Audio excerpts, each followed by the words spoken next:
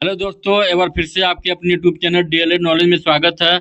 हम इस वीडियो में डीएलएड प्रथम सेमेस्टर के प्रथम प्रश्न पत्र बाल विकास से रिलेटेड कुछ इंपॉर्टेंट अति लघु उत्तरीय प्रश्न लेकर आए हुए हैं जो परीक्षा के दृष्टिकोण से बहुत ही आवश्यक है। चलिए चलते हैं हम अपने पहले क्वेश्चन की तरफ। हमारा पहला क्वेश्चन है कि बालकों में कल्पना शक्ति का विकास कैसे कर सकते हैं। तो इसका जो सही जवाब हो जाएगा वो भाषा ज्ञान का विकास करके कहानियां तथा कथाएं सुनाकर हम बच्चों में कल्पना शक्ति का विकास कर सकते हैं।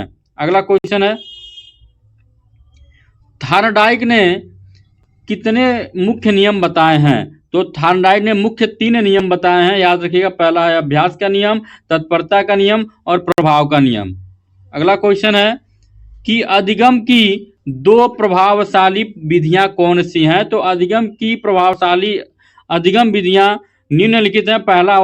पहला है करके सीखना और दूसरा है अनुकरण द्वारा सीखना। आगे बढ़ते हैं कि रुचि एवं ध्यान में संबंध बताइए। तो रुचि तथा ध्यान एक सिक्के के 2 पहलू हैं, एक के अभाव में दूसरा नहीं हो सकता, क्योंकि किसी कार्य को हम ध्यानपूर्वक तभी कर सकते हैं जब उस कार्य में हमारी रुचि होगी। ठीक है, ये सही जवाब हो जाएगा। आगे बढ़ते हैं कि व्यक्तिगत मापन की प्रमुख विधियां कौन सी है। जिसका जो सही जवाब हो जाएगा पहला है वस्तुनिष्ठ विधि, आत्मनिष्ठ विधि एवं प्रक्षेपण विधि हो जाएगा। 3 विधियां। आगे बढ़ते हैं, स्मृति अर्थात स्मरण क्या है। से सामान्य तौर पर स्मृति का अर्थ है याद रखना, सबको पता है। इसमें एक हमारे वुडवर्थ के अनुसार जो कहते हैं कि जो बात पहले सीखी जा चुकी है उसको याद रखना ही स्मृति कहलाती है। आगे बढ़ते हैं, अगला क्वेश्चन है कि वृद्धि एवं विकास से संबंधित किन्हीं 2 कारकों के नाम लिखिए। तो वृद्धि एवं विकास से संबंधित 2 प्रमुख कारक हैं। पहला है बालक का भोजन और दूसरा है लैंगिक अंतर। अगला क्वेश्चन है कि चिंतन क्या है। चिंतन क्या है। तो चिंतन से आशय है चिंतन एक ज्ञानात्मक प्रक्रिया है जिसका आधार प्रत्यक्षीकरण और स्मृति होता है। यह प्रक्रिया किसी समस्या के उपस्थिति हो जाने के कारण प्रारंभ होती है और उसके अंत तक चलती है। आमतौर पर चिंतन को सीखना कहते हैं। चिंतन व्यक्ति का प्रतीकात्मक व्यवहार है। चिंतन के विकास हेतु बच्चों में करके सीखने की क्रिया जागृत करना अत्यंत आवश्यक है। गिलफोर्ड के अनुसार कहते हैं कि चिंतन प्रतीकात्मक व्यवहार है, यह सभी प्रतिस्थापन से संबंधित है। आगे बढ़ते हैं, कल्पना क्या है। कल्पना मैकडूगल के अनुसार कल्पना दूरस्थ वस्तुओं के संबंध का चिंतन, जैसे जैसे बालक में भाषा का ज्ञान होता है कल्पना शक्ति बढ़ती जाती है। आगे बढ़ते हैं कि तर्क क्या है।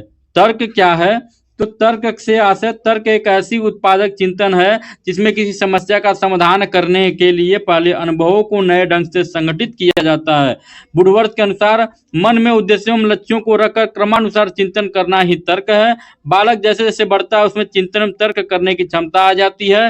तर्क के द्वारा बालक अपनी बात को सही सिद्ध करने का प्रयास करता है। व्यक्ति में चिंतन करने से तर्क की क्षमता बढ़ती है। ठीक है, आगे बढ़ते हैं।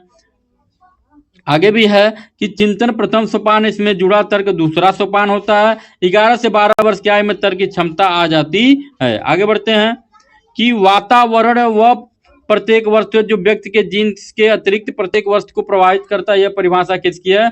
तो एनास्टासी की है। ठीक है, आगे बढ़ते हैं कि बाल विकास पर वंशानुक्रम का प्रभाव स्पष्ट कीजिए। तो व्यक्तित्व के प्रत्येक पहलू पर वंशानुक्रम का प्रभाव निम्नलिखित रूप से पड़ता है। पहला, बालकों में माता पिता की विशेषताएं हस्तांतरित करती है। बालकों की मूल शक्तियों का प्रमुख कारण उसका वंशानुक्रम है। आगे बढ़ते हैं कि बाल विकास पर वातावरण का प्रभाव स्पष्ट कीजिए। तो बाल विकास के निम्नलिखित कारकों पर वातावरण का प्रभाव पड़ता है। बुद्धि पर प्रभाव, बच्चों को उत्तम वातावरण में रखने से उसकी बुद्धि लब्धि में वृद्धि होती है। व्यक्तित्व पर अच्छे वातावरण का व्यक्तित्व पर विशेष प्रभाव पड़ता है।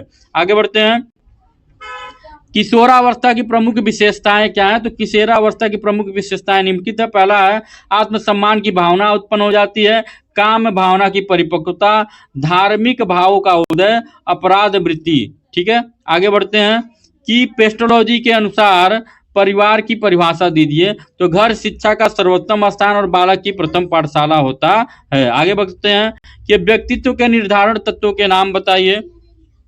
तो व्यक्तित्व को निर्धारण तत्व निम्नलिखित है। पहला वंशानुक्रम, वातावरण और सांवेगिक तनाव, सामाजिकरण, शारीरिक। आगे बढ़ते हैं रुचि की किन्हीं दो विशेषताओं का वर्णन करिए। रुचि की दो प्रमुख विशेषताएं निम्नलिखित है। पहला, रुचि ज्ञान पर आधारित होती है। रुचि एवं ध्यान एक ही सिक्के के दो पहलू हैं। आगे बढ़ते हैं कि अभिप्रेरणा को परिभाषित कीजिए। अभिप्रेरणा को अंग्रेजी में मोटिवेशन कहते हैं। यह अंग्रेजी के शब्द मोटिवेशन का हिंदी रूपांतरण है। अभिप्रेरणा से क्रियाशीलता व्यक्ति होती है। अभिप्रेरणा अधिगम का सहायक अंग है। जॉनसन के अनुसार अभिप्रेरणा सामान्य क्रियाकलापों का प्रभाव है जो मानव व्यवहार को उचित मार्ग पर ले जाता है। आगे बढ़ते हैं, अगला क्वेश्चन है हमारा, बाल मनोवैज्ञानिक की आवश्यकता क्या है। तो आधुनिक समय में प्रारंभिक शिक्षा बाल केंद्रित है। इसमें बालक को मुख्य केंद्र मानकर शिक्षा दी जाती है, इसलिए बालक के मनोविज्ञान को जानना आवश्यक समझा जाता है, जिसमें बाल केंद्रित हित शिक्षा की व्यवस्था सफलतापूर्वक की जा सके। आगे बढ़ते हैं कि किस विधि के द्वारा मनोविज्ञान कारक से उनके अभिभावक अथवा अध्यापक से साक्षात्कार हैं। तो उत्तर हो जाएगा साक्षात्कार विधि द्वारा। आगे बढ़ते हैं कि वंशानुक्रम का अर्थ स्पष्ट कीजिए, क्या होता है। तो अनुवांशिक लक्षणों का एक पीढ़ी से दूसरी पीढ़ी में पहुंचना ही वंशानुक्रम कहलाता है। रूथ बैटिंग सरकार वंशानुक्रम माता पिता की संतान की प्राप्त होने वाले गुणों का नाम है। आगे बढ़ते हैं कि मनोवैज्ञानिकों के अनुसार बाल विकास की कितनी अवस्थाएं होती हैं। तो मनोवैज्ञानिकों के अनुसार बाल विकास की समान रूप से 3 अवस्थाएं हैं।